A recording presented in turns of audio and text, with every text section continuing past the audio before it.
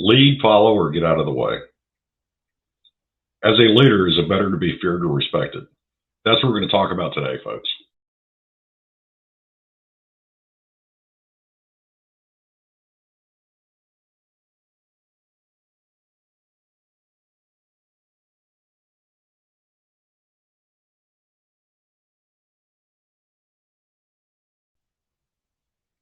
Hey, ladies and gentlemen. I know before anybody says anything, I know I owe you some videos. I got behind, had some transitions at work because I still do work. So we're getting it all figured out. But please like, share, subscribe. Let me know what you think in the comments. If you don't like what I have to say, let me know in the comments too. Maybe we'll have you on and we'll do a discussion about it. So, leadership. What is leadership? There's different ways to look at it. And kind of what we're going to talk about today is my definition of leadership, because everybody's really got their own. Leaders versus managers and natural versus trained leaders. Because the answers from people that really have studied the subject will surprise you on that one, especially. Let's start with two definitions of leadership. The first is by Warren Bennis. Leadership is the capability to translate vision into reality. And the recurring theme through this is when it comes to leadership versus management, it's vision. It really is vision. The military, the Army especially, in Field Manual 6-22, defines leadership as the process of influencing people by providing direction, purpose, motivation, while operating to accomplish the mission and improve the organization. Which I think is actually a great definition. That's whether you're in the military, whether you're in a professional world as a civilian, or even inside your own family. And all of us have failed at one or more of these. When I was performing at my best professionally in the military, I was not always a great leader for my family. And some people have paid the price for that. And as I always do when I bring that part of my life up, I apologize to them because I never intended that to happen. But as a leader, what are you? What do you do? In the military, it's setting an example. Well, I'd say in a civilian workplace, it's the same thing. You're the first one in, you're the last one out. And that's not always the case because different people have different jobs, but it's just a mindset that you can have. How do you display leadership? Is caring, it's communication, it's knowing your subordinates, your coworkers, respecting them. Because if you want them to respect you, you got to respect them first. You do. You have to display it. You have to be selfless. Some of the best leaders I've seen since I transitioned and became a civilian, just they have a natural ability, but they also did things to hone that ability. Just like in the military, they studied. They studied people, they studied psychology, they studied books on leadership. The military is great for developing leaders, and yes, sometimes they get it wrong, but there's in-depth training throughout your career in leadership at various levels, be it tactical, operational, and strategic. And as you move up, you're given higher levels of responsibility, but your training gets more in depth. It becomes less tactically field, think of going out in the woods, inclined, or out on a ship in the Navy, to thinking broader. It becomes more administrative. There's more paperwork involved, definitely. Well, in the civilian world, it's the same thing. You just may be a doer somewhere on a factory floor, a jogger. You look up what that is. I found out when I worked for workforce development. It's not what I thought it was. To mid-level management where you supervise some people, but you still have people over the top of you. So even in the military, when you hit that mid-level, sometimes you're the bullshit blocker. It all piles on you, and you do your best to avoid it getting on the people underneath you. And that's what good leaders do. And sometimes you take a hit with that because everybody's heard the saying. When something goes wrong, the leader takes the blame. When it goes really right, the whole team gets credit. And that's how it should be. Never put yourself in front of your people. Now, whether to be feared or respected, there's two schools of thought on that I've heard. And I've even seen both schools in the military. And I will tell you now, as somebody who served for 23 years, I would much rather work with and for people that want to be respected rather than feared. Because when somebody fears you, whether it's a soldier, Marine, airman, or a workforce specialist one in workforce development in the state of Missouri, they are going to do the bare minimum not to get in trouble. They're not going to take chances. They're not going to use initiative, the bare minimum. They're going to come in, do their time, and go home at night. If they respect you, then you never have to tell them to do anything. You say things like, we need to get this done. We're going to do this. And it's implied.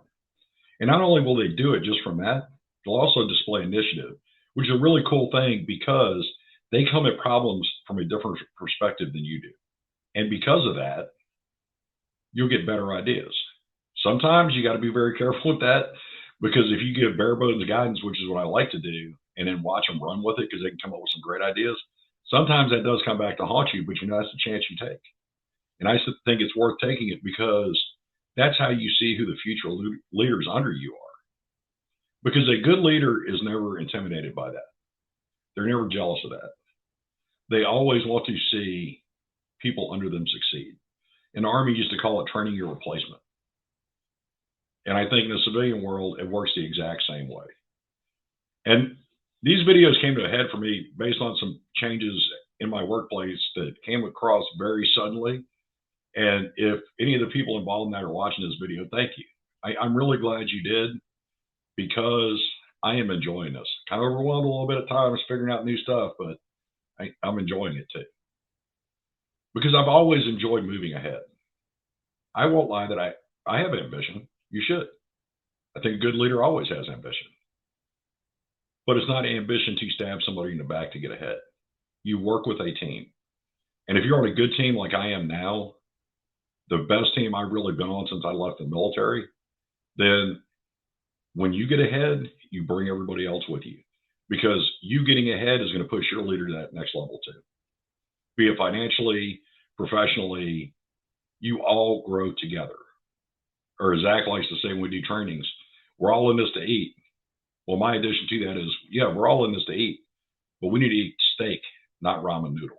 And that's why I'm doing this. Because everything I accomplish helps the people under me and helps the people that I work for. And that's a good thing, because I want them all to eat steak. Most of us have eaten enough ramen in our life. It's time for everybody to eat steak. Now, the next part of this is where we're going to start getting into natural and trained leaders. Naughty Black Dog says, like, subscribe, and share. Now, natural versus trained leaders. And I'm going to loop this in with the leadership versus management, because they kind of fit together in a lot of ways. The comparison I will make, if you're a football fan, is Colin Kaepernick and Russell Wilson. They entered the NFL at the same time. By their second seasons, you could see that Russell Wilson had done a lot of things with his basics, his movements, his footwork, and it had become a better quarterback. Whereas Colin Kaepernick kind of rested on his laurels and didn't do a whole lot to improve. And he got mad and blamed it on everything else when nobody wanted to touch him. Well, it's the way it is. As a leader, no matter how good you are at it, you have to study, you have to practice, you have to perfect. At times, if you have the ability to do it, which in the military does come about fairly often, you can run across your former subordinates as they stayed in and promoted and moved to higher positions, and you talk to them about stuff. One soldier in particular, I wondered for a couple of years if the retraining I conducted with him had been the right thing to do, or if I had been too harsh. Next time I saw him, he was a staff sergeant, had just come back from Afghanistan where he'd served as a squad leader. And he told me, thank you. I didn't even have to bring it up. He did. He said, thank you for what that training we did, because it taught me the attention to detail I needed to help my people stay alive while we were there. And I was pretty proud that day. And yeah, that did boost my head got a little bit bigger that day. And I think it was deserved, because I had wondered for a couple of years had I gone too far. Well, the answer was no, I hadn't. I went with my natural instinct because I saw something in him that he wasn't showing. And because of that, we spent 3 evenings where we had him cleaning and ironing and shining boots. But in the end, teaching him that attention to detail worked. And before anybody says anything about it's too harsh and kinder and gentler, and you know what? Nothing went on his record. It actually helped him grow as a leader and become a better one. And it made me stop and think about my leadership style. Those are all good things. And as a leader, that's what you should do. You never stop growing. You never stop learning. Be it every good leader I know in the military or in the civilian world has 2 things in common. They read biographies and they read books on leadership. And that's from both the military and civilian side. Because civilians write books on leadership, so do military members. Military leaders write biographies, and there's biographies on civilian leaders. And you got to do both, because there's things you can learn from both, whether you're still in the military or you're already a civilian. So the picture behind me, one of the reasons I put that one up is they talk about all these recruiting and retention issues with the military. So military members are exiting every day, whether it's an ETS in the Army or EAS in the Marine Corps. And I think as a civilian company, if you truly are a good leader and you're willing to work with them, because remember, as a good leader, you always recruit for culture and train for skill. And because you do that, you'll build a team. And those military members will come right into it and they'll love it, because that's what they're looking for, is a team. This is kind of an offshoot, but why do you think so many military members end up, after they get out, join motorcycle clubs? There's a sense of camaraderie.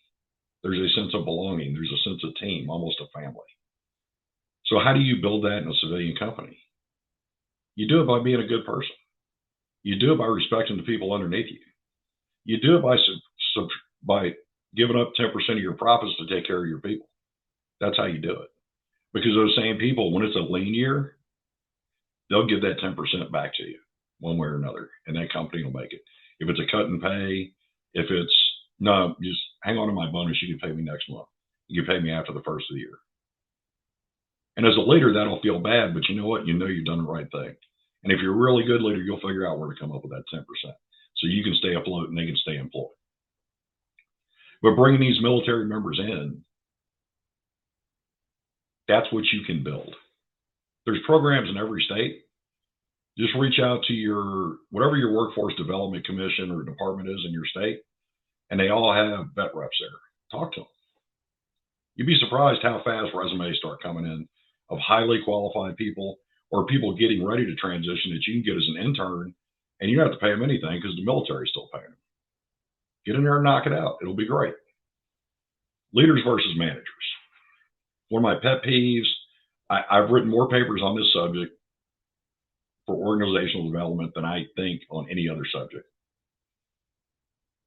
Because all good leaders can manage, but not all good managers can lead. The big difference between leadership and management, as a leader, you should have a vision. Not just a vision statement, but a vision of what you want your business to do. Just like every great military leader has a vision of what they want their squad, platoon, company, battalion, brigade, how they want them to perform. And you actually have to sit down and think about that. It's a vision of who you want to bring in. It's a vision of who you want on your team. And in the military, you do have some say here and there in who you get. So you want to have the right people in there. And if they're not the right person, can you team them up with somebody who is, that can help them work through it? Because everybody wants to do well. Now, as a manager, you're running day-to-day operations. You're completing the functions that you were given in a checklist or a task list, or, well, the military has managers too, and they need them. Because not everybody is going to rise to the level of command.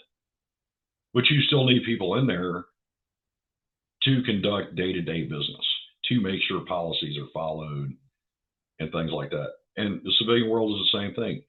You need leaders at the top, but you need managers in there too. And I'll tell you one thing, no matter how good a leader you are, how much you've studied and how much experience you have, if you don't have the right subordinate managers underneath you, then you will never succeed, because there will be a break in the chain somewhere. And it'll come from the fact that you didn't empower and in place the right people in those positions. And it works the same way in the military. You do see it in units. You see complete breakdown in units because people weren't placed in the right positions. The same thing can happen to your company. Now, if you don't want it to happen, then you study these things and you pay attention to people. Yes, and we're dealing with interview stuff right now, and our big thing is that we keep reminding each other is we hire to culture and we'll train the skill. Period. Which is why some places will hold 25, 30, 50 interviews a week. We will never get to that. We want, A, we're not looking for that many people, and two, we're looking for the right person. You know, it's like the old comment about Delta Force selection. Well, there really is no standard. It's not a tall guy, not a short guy, not a skinny guy, not a built guy. It's the right person, but it's the right person for the right job at the right time. And when they come in, if they have something really great to offer you, but they have a plan, like I'm going to be here for 2 years, but then I'm planning on going back here, don't hold that against them, because what can they add to that company for 2 years? If they can make you money and make themselves money for 2 years, then maybe it's time for you to think about branching out. Or if you're lucky enough to walk into a job where they talk to you about expansion and your future and their future match, then that's golden. If that's somebody you really want and that happens, then that is a golden opportunity for everybody. But even if theirs doesn't match yours, but they're willing to give you 2 years, 3 years, 5 years, there's a good chance you can both profit from that time. And if you're a good enough leader and there's enough opportunity in that company, they may decide to stay. Another thing to look at is, like I told you, the career skills program through the military. You get interns that are still getting paid by the military that you can train and figure out if they're the right ones. And they can figure out if you're the right one. I actually prefer interviewing somebody if they interview me back to find out about the company and myself. I'm fine with that. If you're too insecure to answer questions about your company and your management style of somebody you're talking to, then it's probably not a good fit.